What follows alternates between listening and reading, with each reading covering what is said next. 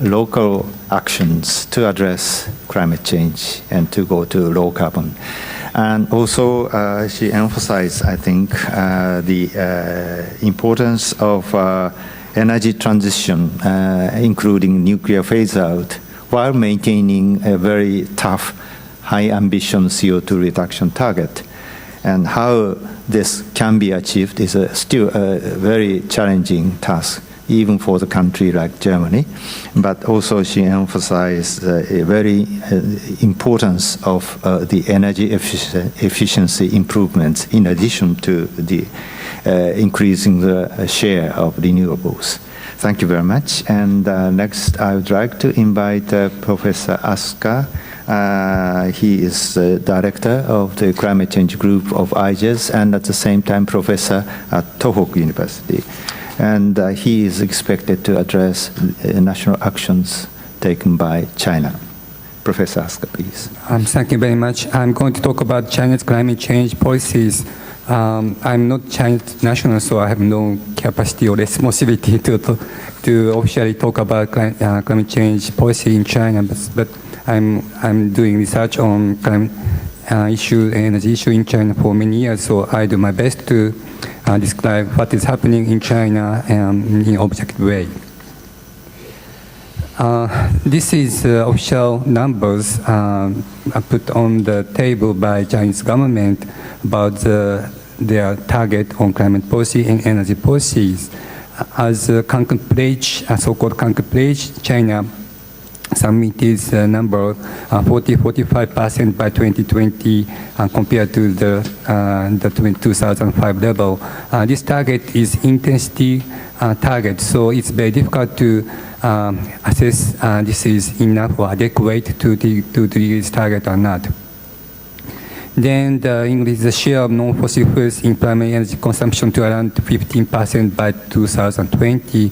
Also, it's very difficult to say this is ambitious or not because it includes big hydro. But as far as the absolute numbers, the China output in terms of, for example, solar power output or solar power panel production is now the #1 in the world.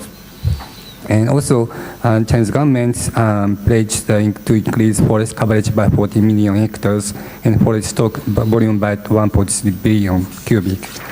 Since deforestation is a very big, serious issue in China, so it's not only for climate change sake, but also for national conservation sake. I think China's government put very big effort on these forest issues. Those numbers are kind of to be introduced in the so-called 12th five-year plan. In China, every 5 years, the government set a very concrete plan for each sector, each province, each industry. So in terms of CO2 emission intensity in those 5 years, current 12th five-year plan, 70% emission intensity reduction target is set.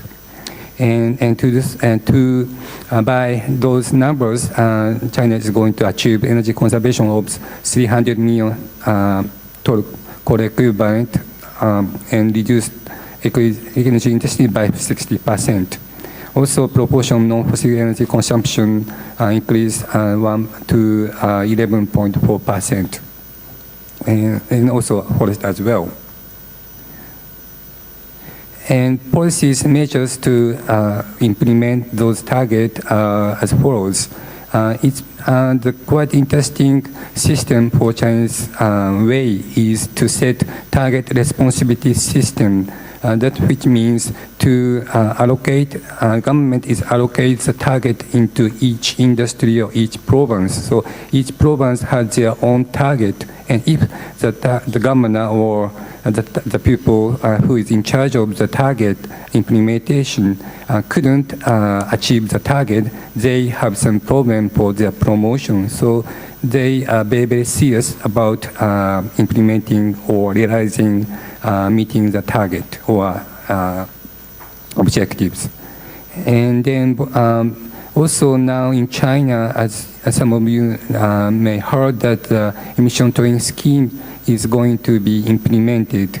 Of course, it's not so easy and it takes time, and still some pilot phase project plan is being implemented and not yet studied. But quite recently, China officially introduced national voluntary GHG emission trading scheme started from June 3rd, 2012. So just 1 month ago, they announced the start of the voluntary GHG emission trading scheme. This voluntary GHG emission trading scheme is different from so-called pilot GHG regional emission trading scheme. 7 or 8 regions are supposed to implement mandatory emission trading scheme, and as I said, they are now planning in the planning stage and that have not implemented. In addition to those regional pilot GHG emission trading scheme, Chinese government introduced so-called voluntary GHG emission trading. Actually, this is very similar to what is called J-bar or national credit system being implemented in Japan. So that means they are based on project-based. So if you implement some project in Japan, and if you can calculate the reduction of the emission of GHG, you can sell the credit to some buyers. So China introduced this kind of voluntary project-based GHG emission trading scheme. The issue is about the emission trading scheme. Many people around the world are very keen to know what is happening. And as far as I understand, I got a feeling from the researcher who is working on this issue in China that they are still I'd say, having problem with the emission trading scheme, because in case of emission trading scheme, it needs very intensive MRV systems, which means measurement, reporting, and verification system. And because China is a very big country, and there are so many facilities to be MRV'd, so it's not so easy to establish those kind of robust system overnight. So that's why there are a bit some concern on establishing mandatory national GHG emission trading scheme at this moment.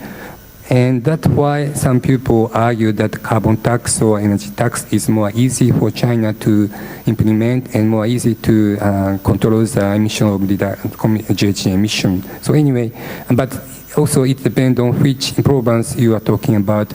In case of, for example, Canton province, they are very keen to introduce emission trading scheme, but some province is not so positive at this moment. So now it's very interesting to see how emission trading scheme will be implemented in China.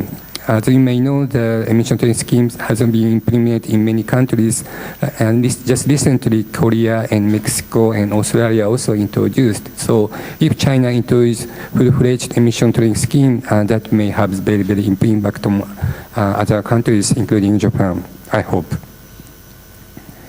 Then other interesting policy in China is so-called top